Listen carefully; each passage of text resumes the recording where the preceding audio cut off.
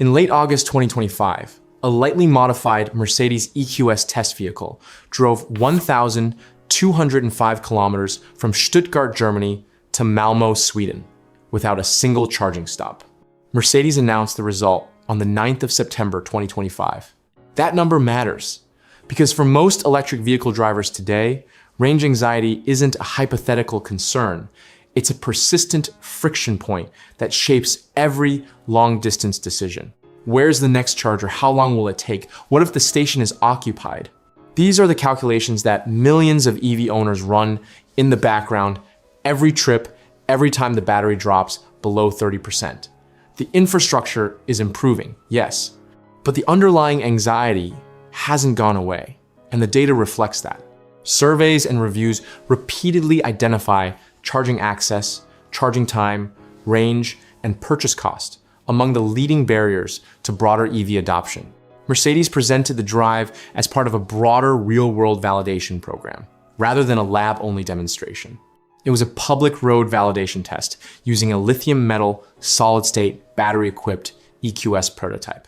The technology behind that drive is what this video is about. Solid-state batteries are often described as the holy grail of next-generation energy storage. That phrase has been used so often it has lost most of its meaning. So rather than repeating it, let's start with what solid-state actually delivered on that specific drive. 1,205 kilometers on a single charge, and then work backwards to understand what it would take to make that kind of performance standard, affordable, and manufacturable at scale. Because those three requirements, performance, cost, and manufacturability, are where the story gets complicated.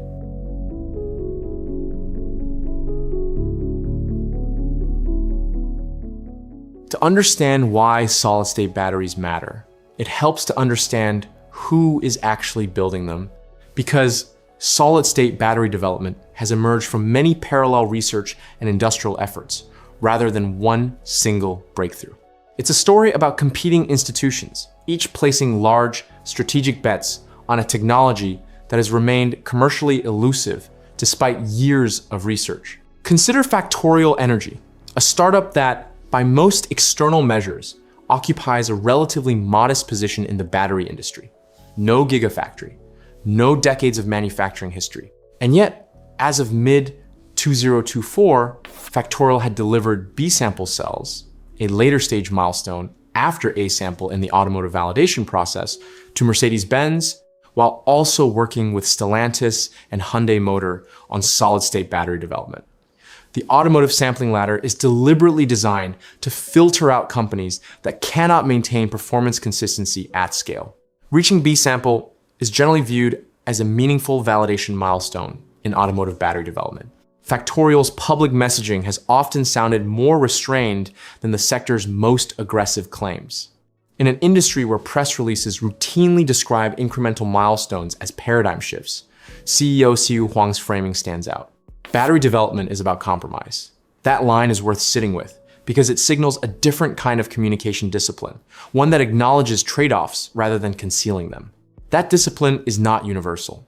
Stellantis, which backed Factorial with a $75 million investment in 2021, has framed the partnership as strategically important to its solid-state ambitions. Language that reflects the competitive pressure automakers face to signal technological leadership to investors and consumers alike. The $75 million investment, meanwhile, reflects the scale of commitment involved. Perhaps the most telling signal comes not from startups, but from the top of the incumbent hierarchy. Koji Sato, president and CEO of Toyota, the world's largest automaker by volume, stated publicly that durability remains one of the biggest challenges in solid-state development. The comment was notable because it publicly acknowledged a major unresolved technical hurdle. The people inside the story are not just engineers optimizing cell chemistry. They are executives managing stakeholder expectations, startup founders navigating billion-dollar OEM relationships, and supply chain and manufacturing partners making capital commitments before large-scale commercial success has been fully demonstrated. Understanding that dynamic, the human and institutional pressure underneath the technical narrative, is essential context for what follows. Before getting into how solid-state batteries work, it's worth being precise about what problem they're actually solving, because the marketing language around this technology tends to compress 3 distinct problems into a single vague promise of better batteries. The first problem is energy density. A conventional lithium-ion EV battery pack typically stores substantially less energy per kilogram than the cell itself. Modern lithium-ion cells are often discussed around the 250 watt-hours per kg class, while pack level values are lower because of structural, thermal management, and safety overhead. That figure determines how much range you can extract from a given weight of battery. Nissan says all solid-state batteries could reach energy densities roughly twice those of conventional lithium-ion batteries. Mercedes is targeting up to 450 watt-hours per kilogram at the cell level. If those targets are achieved at automotive scale, the range implications are straightforward. The same vehicle weight carries significantly more energy, or the same energy is stored in a significantly lighter pack. The second problem is charging speed. Stellantis and Factorial, in April 2025, disclosed validated performance data for a 77 amp-hour cell that charges from 15 to 90% in 18 minutes at room temperature, across an operating range of -30 to +45 degrees Celsius. QuantumScape says its QSE-5B sample cells have demonstrated 10 to 80% charging in under 15 minutes. For context, many current production EVs reach roughly 80% on DC fast chargers in about 20 minutes to an hour, depending on the vehicle and charger. The third problem is safety, and this is where the underlying architecture of solid state matters most. Conventional lithium-ion batteries use a liquid electrolyte, a flammable organic solvent, to transport lithium ions between electrodes. The flammable liquid electrolyte is a major contributor to fire risk during thermal runaway, especially when combined with heat, reactive electrodes, and oxygen released under failure conditions. A solid electrolyte can reduce flammability-related risk and may improve safety, but it does not eliminate all battery failure modes. It also enables the use of a lithium metal anode, which conventional liquid electrolyte systems have historically struggled to pair with safely, because lithium metal tends to form dendrites, microscopic conductive filaments that can grow across the electrolyte and cause short circuits. Think of the difference this way. A liquid electrolyte is chemically active and thermally volatile. It does its job well under normal conditions, but it introduces a structural vulnerability that the entire battery management system has to work around. A solid electrolyte is generally less flammable and can improve thermal stability, though it introduces its own interface and manufacturability challenges. It still conducts ions, while reducing flammability-related risks and, in principle, enabling a more energy-dense lithium metal architecture. That architectural shift from liquid to solid, from graphite anode to lithium metal, is what could make those performance numbers possible at scale. The US Department of Energy has explicitly funded solid-state battery manufacturing and next-generation battery programs aimed at improving energy density, safety, scalability, and cost. That combination, more range, faster charging, improved safety, is why the institutional interest in this technology is as broad as it is. It's not solving one problem at the margin. It's potentially restructuring the performance ceiling of the entire category. The performance numbers are real. The technical logic is sound. But there is a substantial gap between what solid-state batteries can demonstrate in controlled conditions and what it takes to produce them in volume at a price point that makes commercial deployment viable. And that gap has contributed to repeated skepticism around commercialization timelines. Start with the mechanical reality that the Mercedes road test quietly revealed.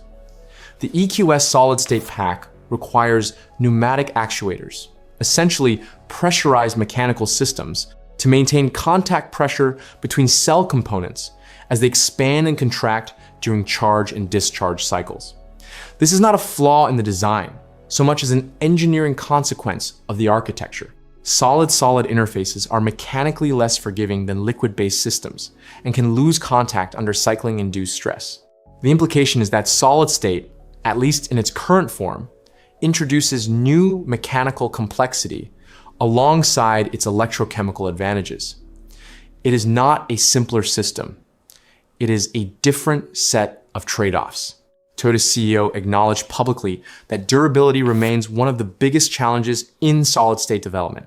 When the CEO of the world's largest automaker says durability remains one of the biggest challenges, that is a data point worth taking seriously, not as a reason for pessimism, but as an honest characterization of where the technology actually stands.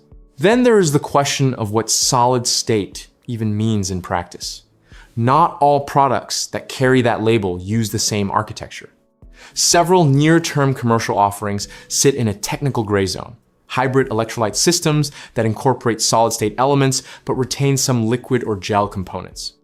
The label is applied broadly enough that solid-state arrives may, in practice, mean hybridized architectures enter premium fleets first, a meaningfully different event than a wholesale replacement of lithium-ion.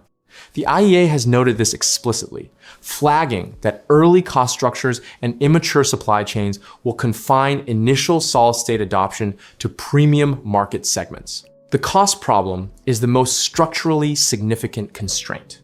Lithium-ion pack prices have fallen from well above $1,100 to $1,200 per kilowatt hour in 2010 to about $115 per kilowatt hour in 2024, according to Bloomberg NEF. A cost reduction of roughly 90% over 14 years, driven by manufacturing scale, supply chain optimization, and accumulated process knowledge. Early solid-state systems are widely expected to be materially more expensive than incumbent lithium-ion packs. That would imply a substantial cost premium over today's lithium-ion packs.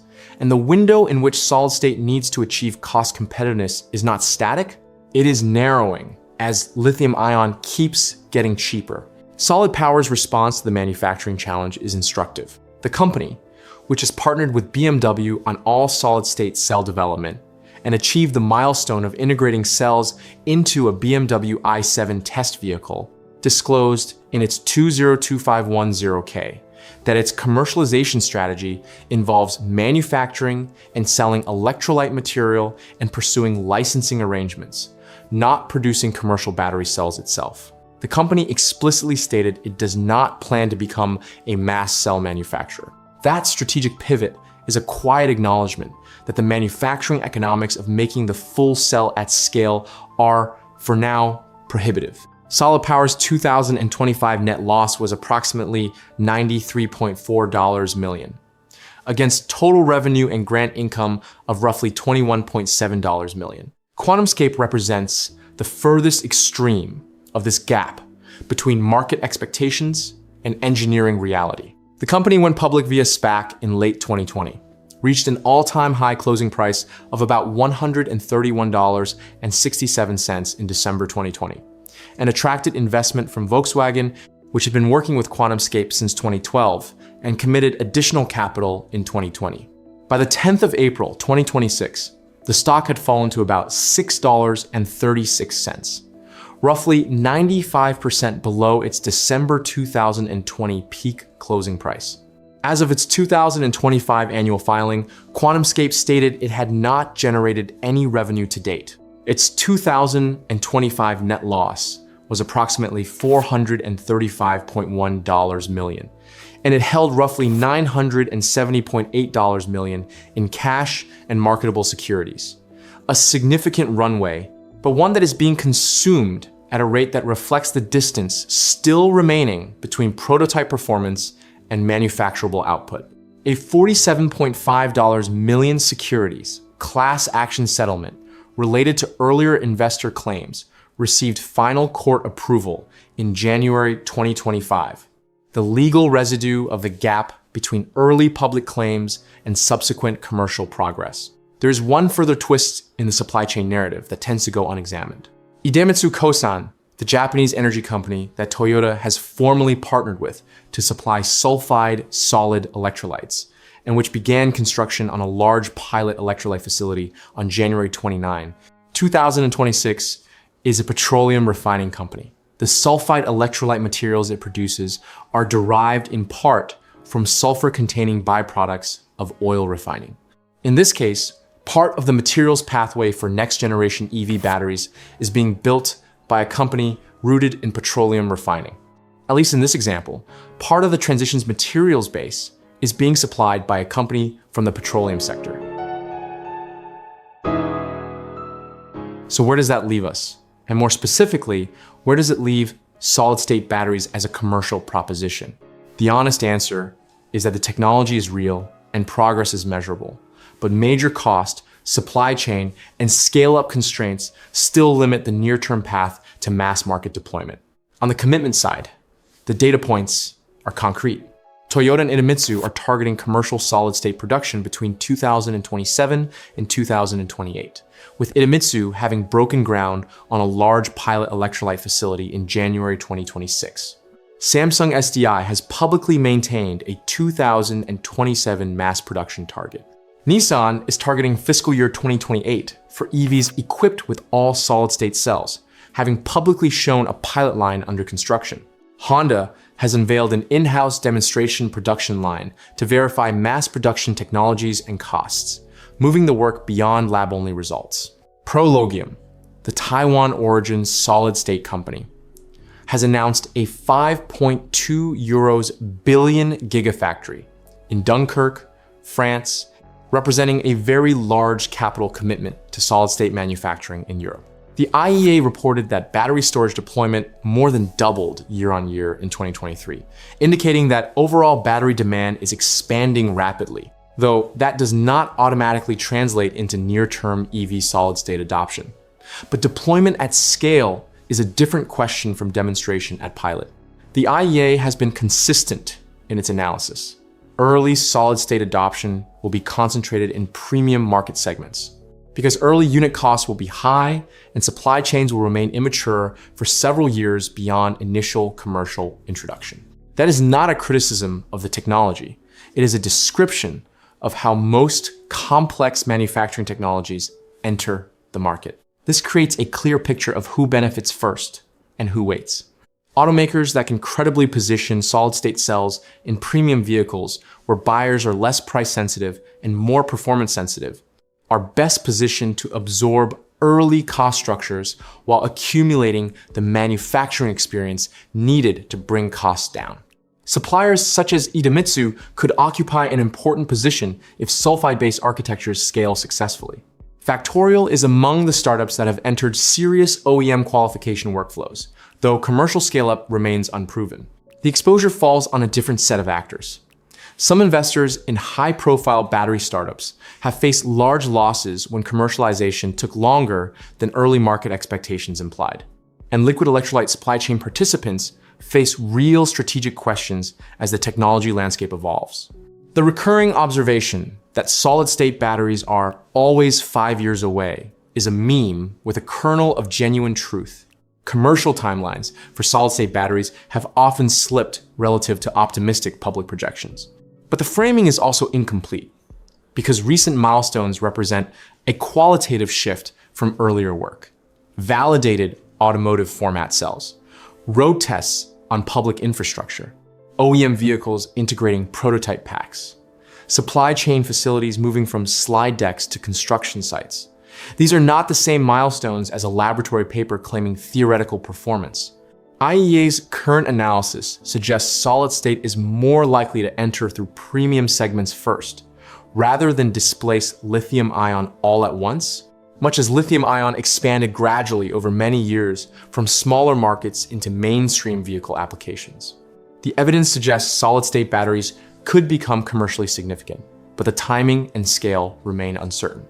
The question is how long the gap between current capability and mass market economics will take to close, and who has the capital and the manufacturing discipline to survive that interval. If you have a view on that, whether it's the cost curve, the manufacturing bottleneck, or something in the supply chain, drop it in the comments.